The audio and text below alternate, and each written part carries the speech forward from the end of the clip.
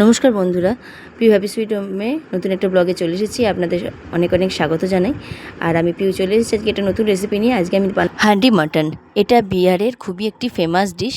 তো এটাই আমি আজকে আপনাদের সাথে শেয়ার করব কিভাবে আমি বানাই। অতি সহজে একটি পদ্ধতি আপনাদের সাথে শেয়ার করতে চলেছি।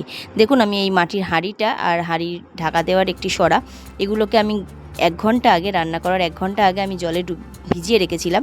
আর পুরো ডোবা জলেই ভিজিয়েছি, মানে কম জল হলে হবে না।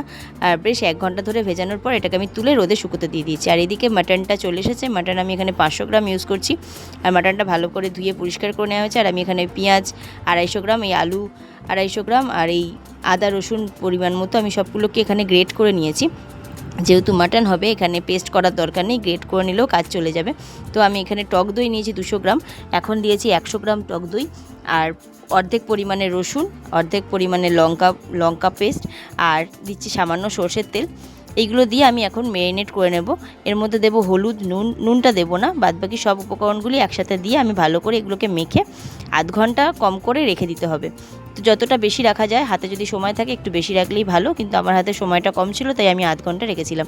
আর অন্যদিকে দেখুন, হাঁড়িটা শুকিয়ে গেছে। তারপর এখন আমি ওভেনে হাঁড়িটা বসিয়ে দিয়েছি। আর জলটা টেনে যাওয়ার পর আমি এখানে দিয়ে দিলাম সর্ষের তেল।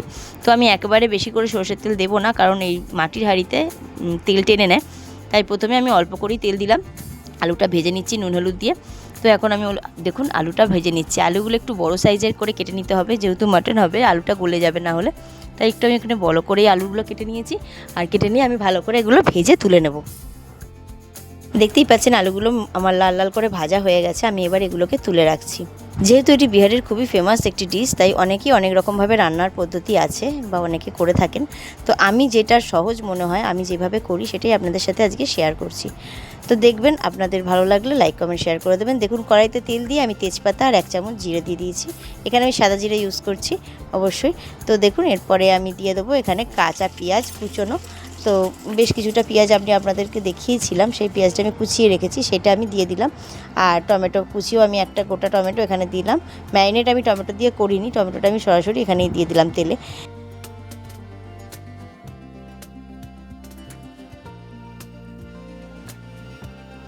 এবার আমি নুন দিয়ে ভালো করে এগুলোকে ভেজে নেব।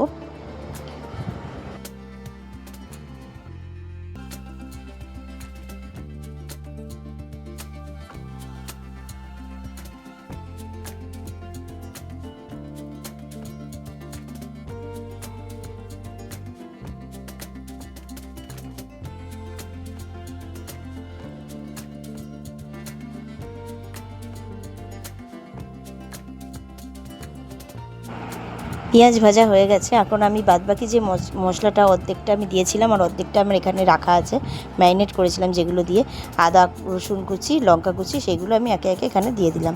দিয়ে আমি এখানে অল্প জল দিয়ে ভালো করে এটাকে মশলাটা কষাতে হবে।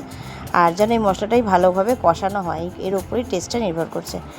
তো যেহেতু পুড়ে যেতে পারে, তাই জন্য আমি সামান্য জল দিচ্ছি। আর এখানে আমি গুঁড়ো মশলা কিছু ইউজ করিনি, আপনারা চাইলে লঙ্কা গুঁড়ো ইউজ করতে পারেন কাঁচা লঙ্কার বদলে।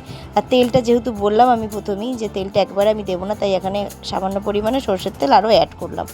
আর দেখতেই পাচ্ছেন আমি আবার একটু জলও দিলাম, কারণ মশলাটা পুড়ে যেতে পারে, তাই অল্প অল্প জল দিতে হবে।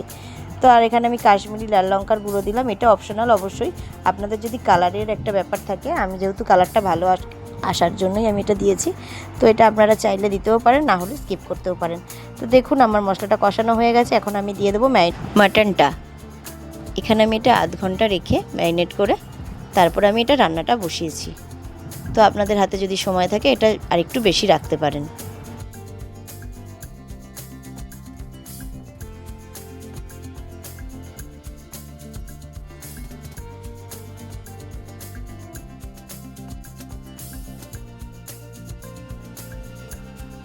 বাটিটা ধুয়ে সামান্য জল আমি এখানে দিয়ে দেবো, কেননা মশলার যে জল গায়ে লেগেছিল সেটাও জরুরি আমার এখানে।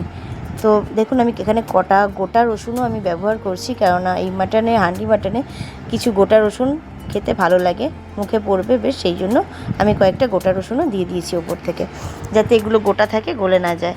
তাই জন্য এটা পুরো কোয়া শুদ্ধও দেওয়া যায় অনেকে, কিন্তু আমি একদম ছাড়িয়ে, চোকলা ছাড়িয়েই দিয়েছি। তো এখন এটা ভালো করে নাড়াচাড়া করে আমি মশলাটা কষিয়ে নেব মাটনের।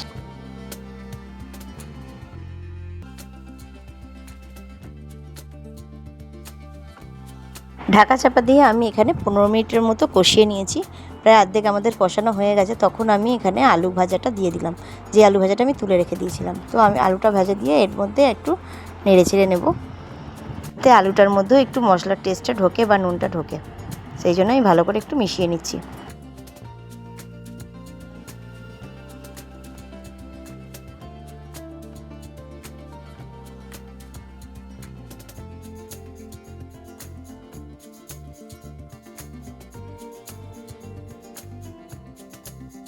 আলু দেওয়ার পরে প্রায় আমি 10-15 মিনিটের মতো ভালো করে কষানোর পর দেখুন গরম জল বলেই, গরম জল দিয়ে আমি এটা ছেড়ে দেবো। তো গরম জলটা আমি একবারে দেবো না, কেননা ঝোল হয়ে যাবে বেশি, তাই অল্প অল্প করে জল পরিমাণ মতো আমি দিয়ে দেবো। 500 গ্রাম মাটনে আমার এখানে জল লেগেছে 500 ml।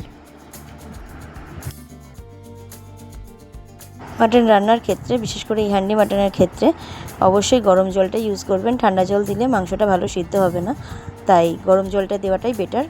আর আমিও দেখুন গরম জল দিয়ে এখন ঢাকা চাপা দিয়ে এটাকে হতে দেবো। ঢাকা দেওয়ার পরে, মাটির ঢাকাটা চাপা দেওয়ার পরে সাইড দিয়ে অনেকেই আটা দিয়ে মুখটা সিল করে দেয়, কিন্তু আমার এখানে মনে হয় যে আটাটা দিয়ে সিল করলে আটাটা পুরো অপচয় হয়, তাই আমি এখানে আটা দিয়ে সিল করিনি, এমনি ঢাকা চাপা দিয়ে রেখে দিয়েছিলাম গ্যাসটা সিম করে প্রায় 10-15 মিনিটের মতো আবার। তো দেখুন আমার মাটন প্রায় হয়ে এসছে, আর আমি ঢাকাটা চেক করছিলাম মাঝে মাঝে। তো এখন আমি গরম মশলা দিয়ে নামিয়ে নেব। দেখুন আমাদের হান্ডি মাটন রেডি। কেমন লাগলো ভিডিওটা অবশ্যই কমেন্টের মাধ্যমে জানাতে ভুলবেন না। ভালো লাগলে লাইক কমেন্ট শেয়ার করে দেবেন, আর আবার দেখাবেন নেক্সট ব্লগে। ততক্ষণ সুস্থ থাকবেন, সকলে ভালো থাকবেন। বাই।